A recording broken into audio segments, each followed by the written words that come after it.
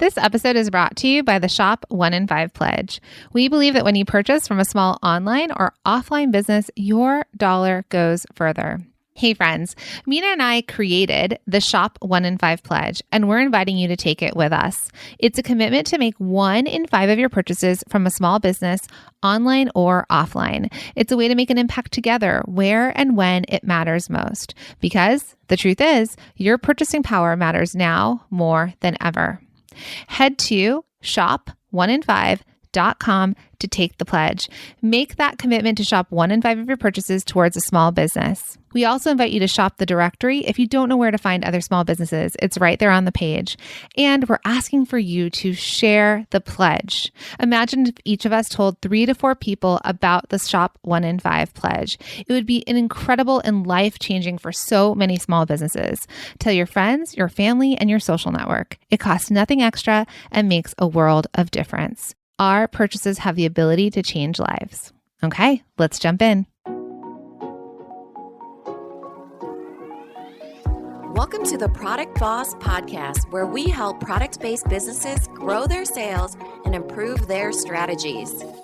Hey everyone, I want to introduce you to my co-host and biz bestie, Minna Kunlo-Sita, an Amazon guru that has built a multi-6-figure product-based business. And introducing the other half of the Product Boss, Jacqueline Snyder. She has helped launch and grow over 500 fashion apparel and accessory brands, even one of her own. And together, we share our inventory of secret weapons that will help you dig deep and do the work it takes. Are you ready? Let's build together. Hey everybody, Jacqueline and Minna here, your co-hosts of the Product Boss Podcast. Today, we will be sharing a conversation we had with a fellow female founder. You see, we believe women helping women is what the world needs more of. Introducing our female founder episodes, where we interview fellow female entrepreneurs and highlight their small business. Our goal is to shine a spotlight on product businesses to encourage our community to support each other, learn from each other, buy from each other, and lift each other up. So let's jump in.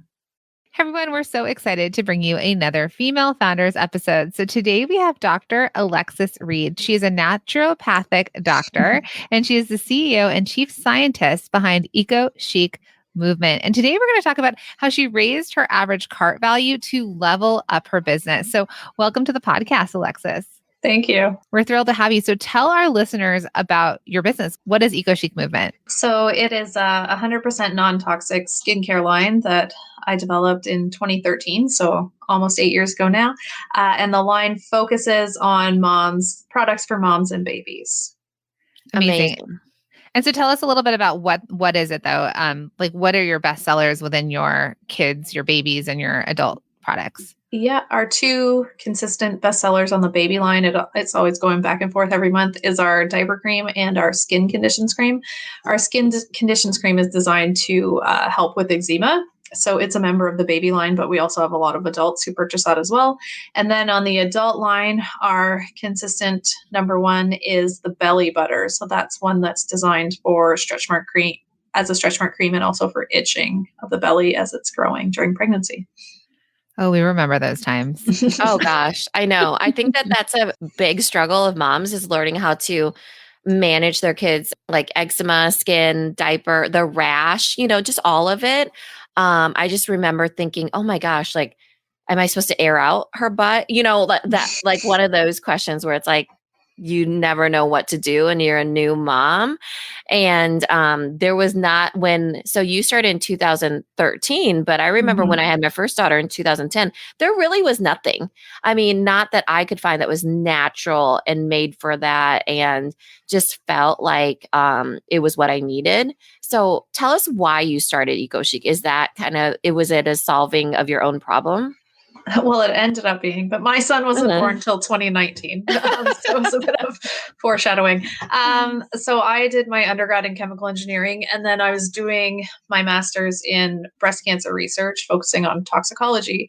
And in our lab, we were working with animals, we were working with mice. And part of what we were doing was giving them breast tumors to then test different drugs to see how those drugs responded. And one of the things that we would inject our mice with to give them tumors was parabens. And this was in probably like 2008, 2009. This is so scary. Yeah. And they've known that since the 40s. Like when I was diving into the research to write my thesis, there's documented research on this since the 1940s. So parabens are commonly, especially in 2009, there are more products without them now, but in 2009, across the board, they were in everything. They're used as fragrance and preservative. So they're pretty much in all skincare products at that time. So, you're doing this in the lab during the day, and then you go home at night and like have a shower, use your shampoo, put on lotion, read the ingredients, and it's all parabens. And actually one of the most commonly recommended creams for babies from doctors, especially if they're having any skincare issues.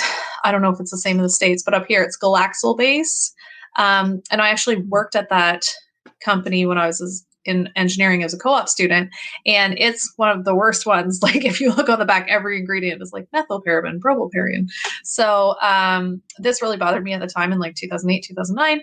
I went to my local health food store, and even though I am a naturopathic doctor, I'm not like super crunchy. So all the products that were available then were very like, they smelled like lavender and hemp, and they were ugly, like the packaging was gross. So I bought some of those and dealt with it. And then when I was in naturopathic school, we had a whole section on herbs and their use in skincare ailments. So I started formulating, been thinking about doing it for a while. So I started formulating in my apartment while I was still going to school and played around. And then because I had no clue what I was doing, from the business side of things, I just was like, I'm just going to go to Whole Foods and see if they want my product. And I went to Whole Foods and I approached them with the adult line, and they were like, yeah, cool. We have a million adult lines, but if you could formulate us something for babies that really works, like come on back and we'd be interested. So I went back, formulated the adult line, and then went back to Whole Foods. And it was a 2-year process to get into Whole Foods, but that was kind of how it all started. And like, I really knew nothing. When they asked me for an invoice, I was just like, yeah, I'll get you an invoice. I had no idea what an invoice was. My brother-in-law has multiple businesses. So I texted him and I was like, I need an invoice. I don't know what I'm doing. And he typed one up and sent it to me. Amazing. So you went back to them with the baby line, and so how did you just roll up to your local Whole Foods, or what, how did that process look? The Whole Foods. Well, I lived in Toronto, but at that time, there wasn't very many Whole Foods in Canada yet. So it was in Oakville, which is like a half hour away. So I just drove out to Whole Foods in Oakville and asked someone working in the skincare department to talk to the buyer. And yeah, she was like, well, I'm not really interested in adult, but if you could formulate me some babies. So I went home. I did it in 2 weeks. It was, I wish I still had pictures of it, because it was just in packaging I brought from the dollar store, and I wrote baby lotion. I just formulated it out and tested it on some friends and family, and then went back to Whole Foods. That is amazing. I love that, because, you will never get what you don't ask for. Yeah. And it's and then that was what phenomenal feedback to get that literally changed your business, right? Because there was probably a gap in the market that they saw that you didn't see initially for yourself, Yeah. Yeah. So yeah, definitely we led with the baby, and the baby still outperforms adult. And then, in 2019, when my son was born, he was born with what multiple doctors said the most severe eczema they'd ever seen. So which is crazy. He looked like a burn victim. He was weeping and peeling. And so then we went through our own eczema battle with him 6 years after I'd been, helping parents with eczema, both in my practice and through the creams. So I thought I had eczema under control, and then he threw me a curveball. So he was like, all right, now we're going to really test you, Mom. Now we're going to see how great of a doctor and scientist you really are. Right. Yeah. So that's okay. Well, one, we're sorry that you had to deal with that, but I think, as my mom always says, God doesn't give you more than you can handle. So I'm glad that, that you worked through that with him. And then, so you're in Whole Foods now, and how many Whole Foods are you in Canada? 6. So they go regionally. So we're in the Northwest Territory in Canada. So it's 6 stores. So I'm in Ottawa. So we're in the Ottawa store. And then there's 5 other ones in the GTA. Amazing. Yes. And then any other big retailers that you're in right now? Not like big box like that. Snugglebugs is another fairly big baby brand in Canada. They have multiple, I don't even know how many they have right now, 8 or 9 stores. And then Terra 20 is a single store, but it's in Ottawa, but they're sort of like well.ca for any of the Canadian people. They're an eco department store. So they are actually our number 1 selling wholesaler. Amazing. That's amazing. So do you want to get into the US market? Like, how is it going with expanding beyond Canada? I do. There's been some hiccups with the website. So we do have some US online customers, about 5% of our business is US, no US wholesalers. But that is something that I'm trying to get into fair. For Bulletin. Yeah. Come on, Bulletin, take Canadians. We are, Right. we're working with Alexis in our mastermind. So, yes, we have Canadian masterminders. We have masterminders all over the world. And we've been working with you now for several months, and we're excited because you're actually leveling up in revenue, right? Like your business has been growing, and yeah, you're kind of stepping into that next level. So I want to talk a little bit about that because your revenue has been growing. So yes, you're not in the US yet. No. But there's still lots of opportunity in Canada. We haven't tapped that out. So not at all. Yeah. And when you get here and when you're here, but everyone can still, they can buy from your website, which is ecochicmovement.com, and she sells to the US. So it's actually cheaper for her to ship to the US than Canada. So. And the shipping's pretty quick to the US too, depending where. Like anywhere on the eastern US is pretty quick. So. But I think that it's probably the same no matter what, because I'm getting things delayed anyways. And it's not because it's international. It's literally because shipping is shipping, you know? So talk to us a little bit more about that. What made you realize that you needed to make your cart bigger or your shipping, cost bigger, right? Because wasn't it in an evaluation of your numbers? Yes. So I have 2 co-op students working with me this semester. One of them is in accounting. So with his help, we were going through the numbers, and my margins just on product and wholesale and retail price are great.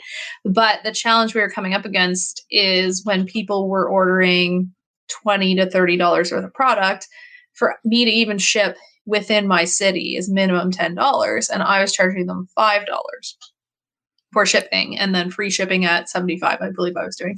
And we did that at the beginning of COVID to try to encourage online orders. But what was happening is we were getting a lot of orders in that even $20 to $40 range. And then sometimes if someone ordered on the other side of the country, if they're super rural, their shipping cost was like $18. And then we're only recouping $5. So it's costing us $13, and the order is only $20. So it just, even though our products had great margins, the shipping margins were killing us. Yeah, the overhead, right? Because, I mean, for everybody that's listening, Alexis was just giving them the $5 rate, right? Because before, shipping was more affordable, and you probably just, move forward with it year after year, thinking that would at least pay for itself. Yeah, but it sort of had the opposite effect of lowering average cart value, because people were okay, mentally with paying $5 on a $40 order instead of trying to stretch themselves to $75 for free shipping. So it wasn't working psychology wise. So what we did, we played around with a few different options. So initially I just, we ship with Canada Post. I don't ship with UPS or FedEx right now because their rates aren't comparable to Canada Post. I'm just looking, I'm in my center here. Some of our boxes, if people order a baby shower gift set, or some of our products are fairly heavy and big, so we do ship bigger boxes, and they're quite expensive with FedEx and UPS.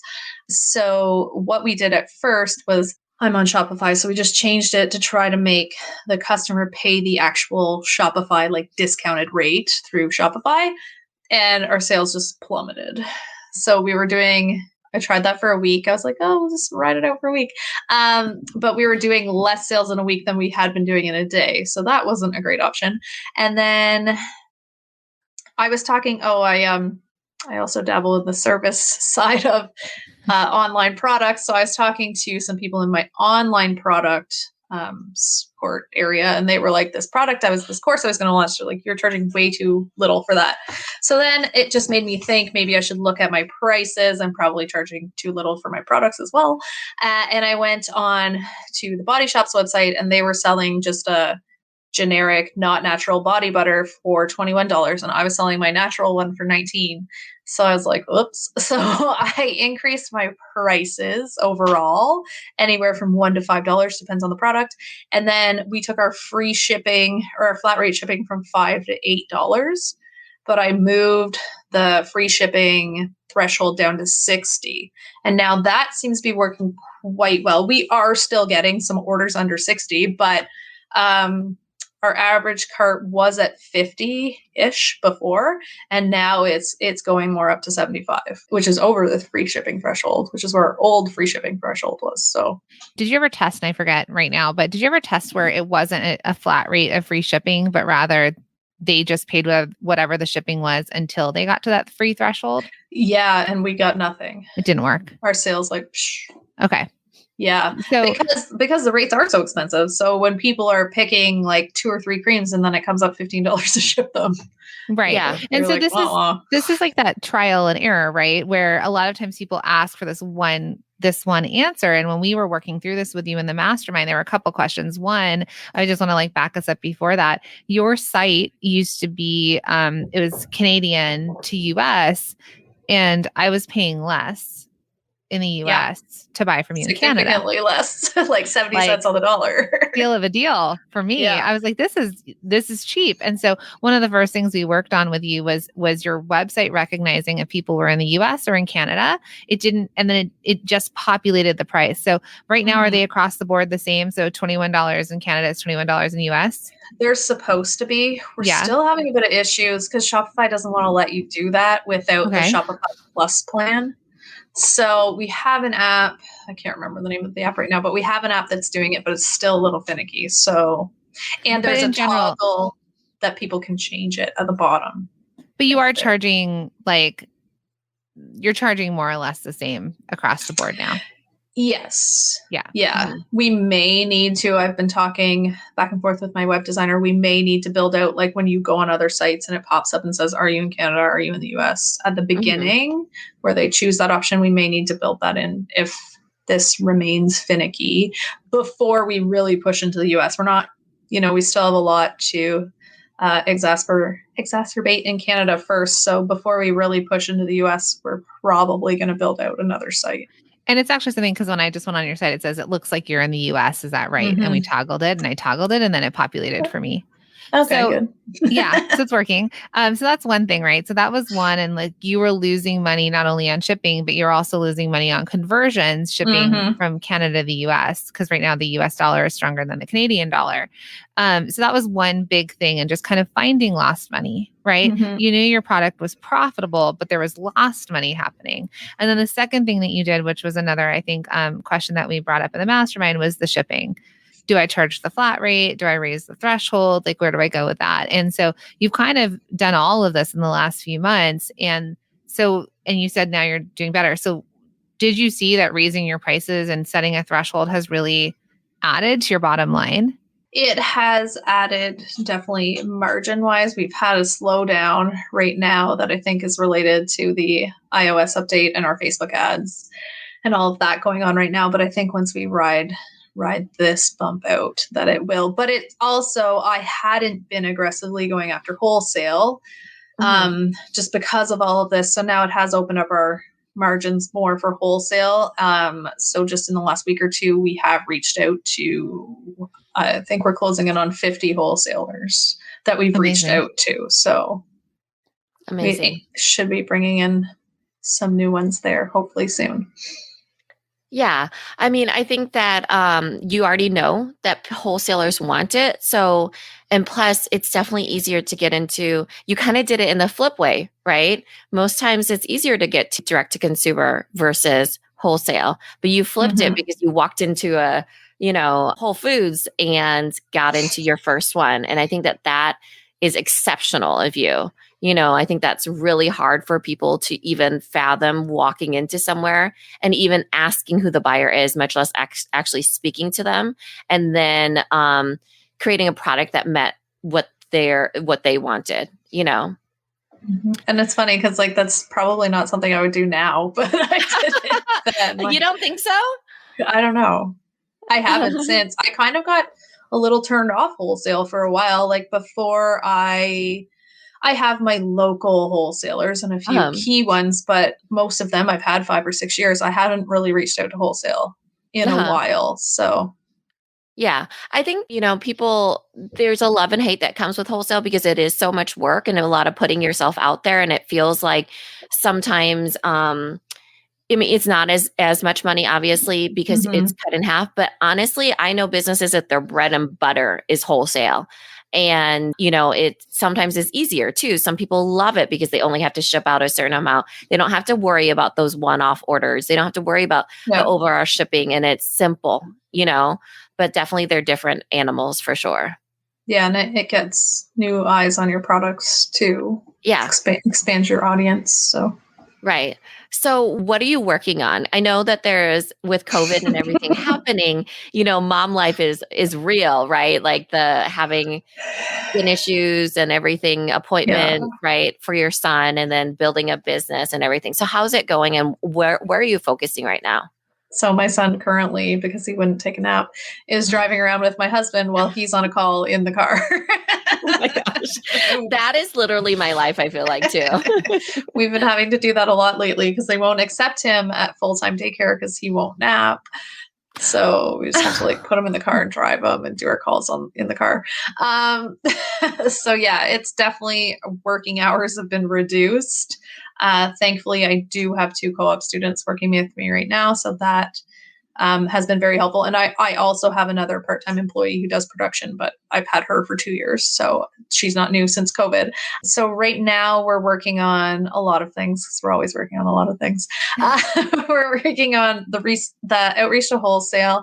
We're putting together a virtual, we're running an event. So we're putting together a virtual baby shower geared at moms who, have missed out on their baby shower, or moms really in the last 2 years who COVID has put a big impact on their mat leave experience or their baby shower. So we ran this event last year. And what I did was I partnered with a bunch of brands that I already knew.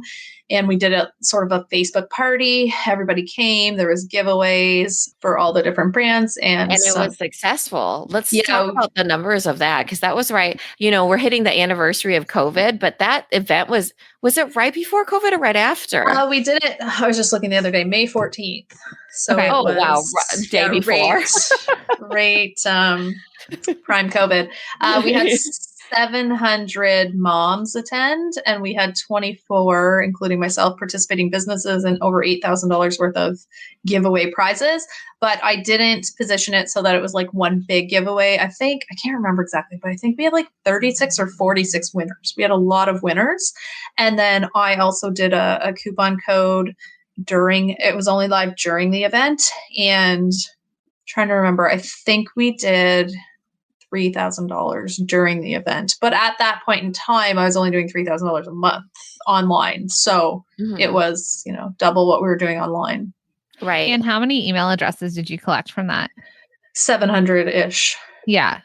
So it was a pretty incredible thing. And you're doing it again this year. Are you looking for people if they wanted to message you, if they have baby products? Yeah, we are. So I just sent out an email. So we're looking at doing it probably the 2nd of May. We're doing it ahead of Mother's Day this year because I'm thinking I'm going to do a little Mother's Day promotion post show. So I just sent out the email to pass the people that participated last year to see to give them first chance if they want back in. But I do have a few other brands that have come on my radar in the last year that I want to invite. And yeah, we are definitely open to receiving. So how should they want to come in? How do they contact you? They can contact my email. Do they want DM? Let's have them DM you. My email's not currently working thanks to Microsoft hack. Let's do DM. Yeah. So she's at Eco Chic Movement, right? At Eco Chic Movement. Okay. On Instagram, you can DM her. And it is such an amazing event because what I love about it too is that now you get to do it a second time and you're really positioning yourself in a way that you are such a thought leader, right? You're such a, like just thinking about the research that went into this, you've already been in this 2013, you do the math, right? Yeah. Well, it was November, so just 7 years. 7 years. Yeah, a little over 7 years.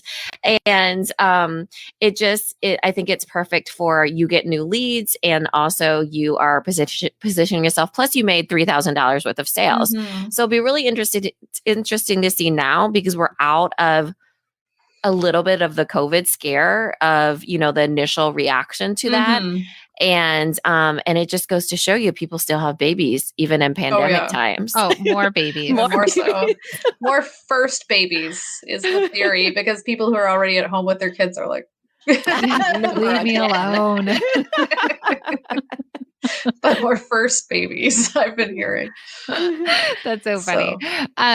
So I wanted to ask you a tip that you could share with our other product entrepreneurs out there. So what sort of advice or tip would you want to share with them about running a business or anything really?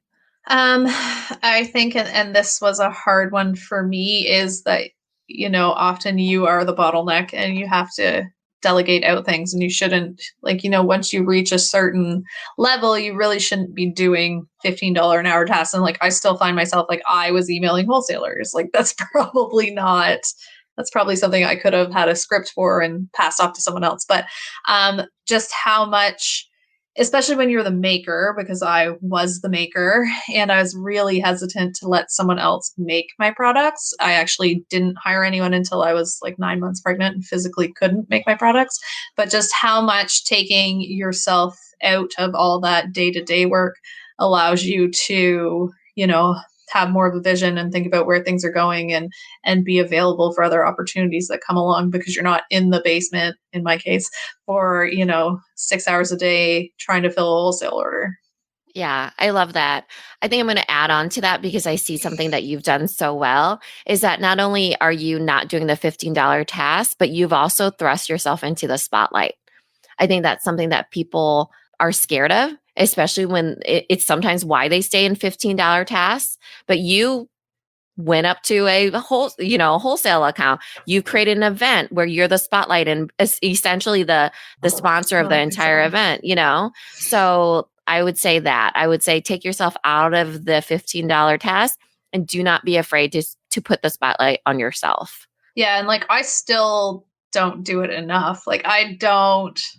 I'm not like Annika on Reels and stuff. I'm still not in video enough on Instagram and on Facebook. And you do it in your own way, doing all that. But so Annika definitely her genius is Reels, those facial expressions. I was like, you need to earn an Emmy for these Reels. But I think you do it in your own way, and you're very much introverted compared to her, and it's exceptional in your own way. So and I'll add to that too, because you're as the chief scientist, right, behind this brand, and the fact that you are a scientist, it's not just somebody in your basement being like, oh, I'm going to add these natural oils to jojoba, and you're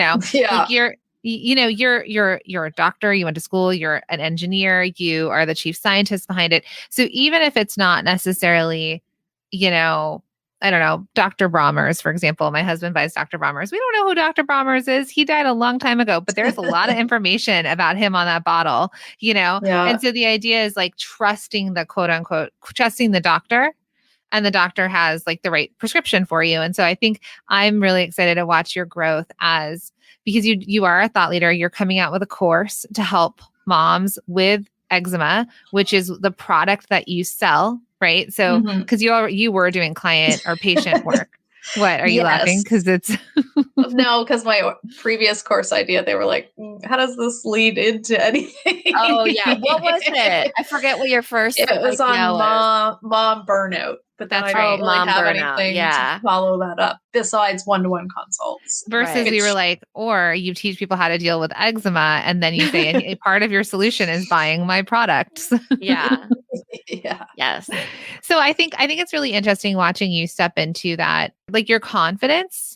Because I think your confidence as a doctor, you're confident with your patients, you're confident as a scientist, you're confident in all of that. And now I think it's stepping into that confidence as, Minna said, the thought leader of this business. You're doing it by hosting this virtual baby shower, right? And having super successful way at that anyways. You're doing that because you know the ingredients that perform well. And now you've had your own son who post you starting this business really needed help, right? So you're an expert from just mom life experience and your, physician experience. So I think it's going to be really fun to watch you step into, Dr. Alexis said, I know, the doctor of eczema, it'll be fantastic, just having you, because you're already so far ahead of the rest of us.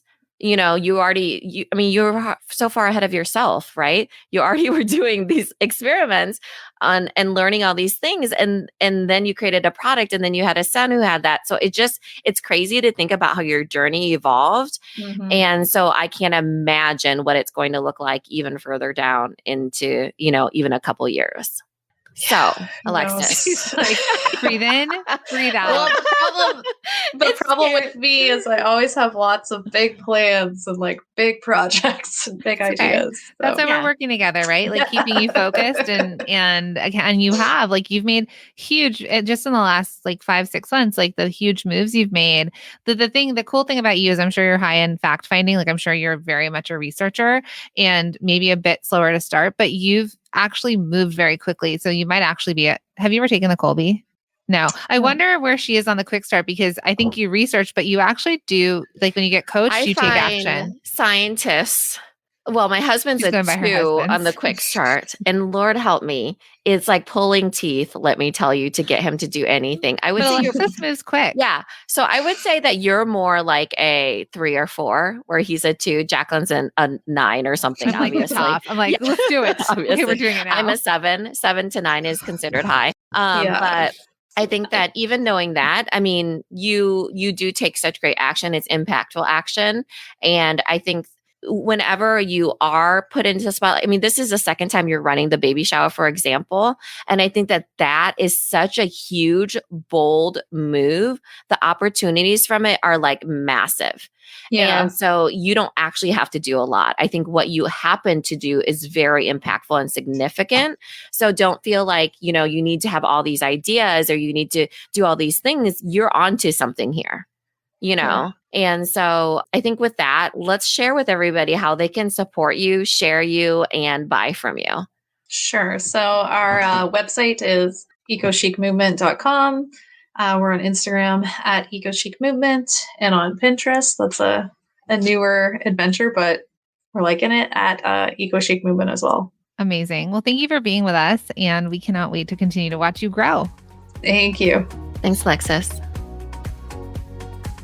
This episode is brought to you by the Shop 1 in 5 Pledge. We believe that when you purchase from a small online or offline business, your dollar goes further. Hey friends, Minna and I created the Shop 1 in 5 Pledge, and we're inviting you to take the pledge with us. It's a commitment to make 1 in 5 of your purchases from a small business, online or offline. It's a way to make an impact together where and when it matters most. Because the truth is, your purchasing power matters now more than ever. We're inviting you to take the pledge if you head to shop1in5.com. The link is in the show notes. And when you get there, please make sure to share the pledge with your friends, your family, and your customers. Let's invite everyone to take the Shop 1 in 5 pledge so that we can all use our purchasing power to change lives.